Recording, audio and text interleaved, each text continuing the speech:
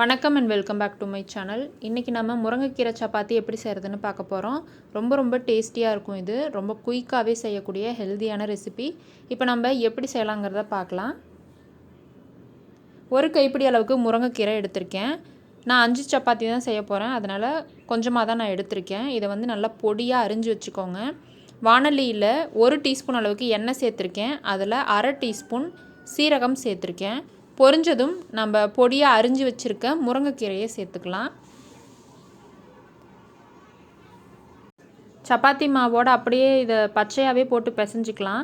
ஆனால் அப்படி நம்ம வேக வைக்கும் பொழுது சரியாக வேகாமல் போகிறதுக்கு வாய்ப்பு இருக்குது. அப்படி நம்ம சாப்பிட்டோம் அப்படின்னா அஜீரண கோளாறு வர்றதுக்கு கூட வாய்ப்பு இருக்குது. அதனால தான் இதை ஒரு 5 நிமிஷத்துக்கு லோ ஃப்ளேமில் வச்சு சுருங்குற வரைக்கும் வதக்கி எடுத்துக்கணும்.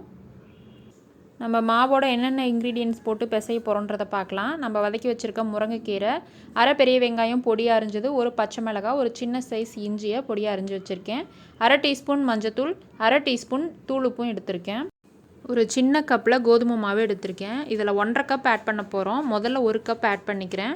அரை கப் நம்ம மாவு பிசையும் பொழுது ஆட் பண்ணிக்கலாம். இதோட 1.5 டேபிள் ஸ்பூன் அளவுக்கு கடலை மாவு சேர்த்துக்கிறேன். இதோட 1 டீஸ்பூன் அளவுக்கு நெய் சேர்த்துக்கலாம். இப்போ நம்ம வதக்கி வச்சுருக்க முருங்கைக்கீரை, பொடியாக நறுக்கி வச்சுருக்க இஞ்சி, பச்சை மிளகாய், அப்புறம் வெங்காயமும் சேர்த்துக்கலாம்.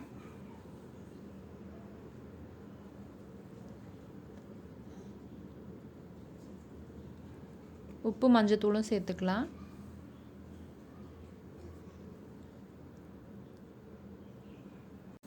அரை கப் மாவு நான் எடுத்து வச்சுருக்கேன். இப்போ இந்த மாவை நம்ம தண்ணி ஊற்றி பிசைஞ்சிக்கலாம். சப்பாத்தி மாவு மாதிரி பிசைஞ்சு எடுத்துக்க போகிறோம். இப்போ நம்ம எடுத்து வச்சுருக்க மாவையும் இதோட சேர்த்து பிசைஞ்சிக்கலாம். இன்க்ரீடியன்ட்ஸ் அண்ட் மெஷர்மெண்ட் எல்லாமே நான் டிஸ்கிரிப்ஷன் பாக்ஸில் கொடுக்குறேன். சப்பாத்தி மாவு மாதிரி நல்லா சாஃப்டாக பிசைஞ்சிக்கலாம். பாருங்கள், இந்த மாதிரி ரொம்ப தண்ணி ஊற்றியும் பிசைஞ்சிடக்கூடாது, ரொம்ப கெட்டியாகவும் இருக்கக்கூடாது. இப்போ இது மேலே கொஞ்சமாக நெய் தடவி இதை நம்ம உருண்டை பிடிக்க ஆரம்பிச்சிடலாம். இதை ஊற வைக்கணுன்ற அவசியம் இல்லை, உடனே நம்ம சப்பாத்தி சுட ஆரம்பிச்சிடலாம். இது போல் மீடியம் சைஸில் உருண்டை பிடிச்சிக்கோங்க. நான் எல்லா மாவையுமே உருண்டை பிடிச்சிட்டேன். மொத்தம் 5 பால்ஸ் வந்திருக்கு. இப்போ நம்ம ஒவ்வொன்றா உருட்டி எடுத்துக்க போகிறோம். சப்பாத்தி உருட்டுற மாதிரியே நம்ம உருட்டிக்கலாம்.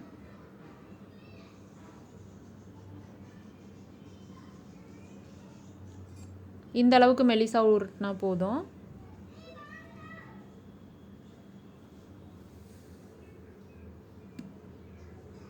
பாருங்கள், எல்லாமே நான் உருட்டி எடுத்துட்டேன். ரொம்ப மொத்தமாகவும் உருட்டக்கூடாது, இந்த அளவுக்கு திக்னஸ் இருந்தால் போதும். அப்போ தான் சப்பாத்தி சாப்பிட்றதுக்கு நல்லாயிருக்கும். தோசைக்கல்லில் நெய் தடவிருக்கேன். இப்போ நம்ம ஒவ்வொரு சப்பாத்தியாக போட்டு சுட்டு எடுத்துக்கலாம். 2 பக்கமும் நெய் தடவிட்டு செவக்கிற வரைக்கும் வேக வச்சு எடுத்துக்கலாம்.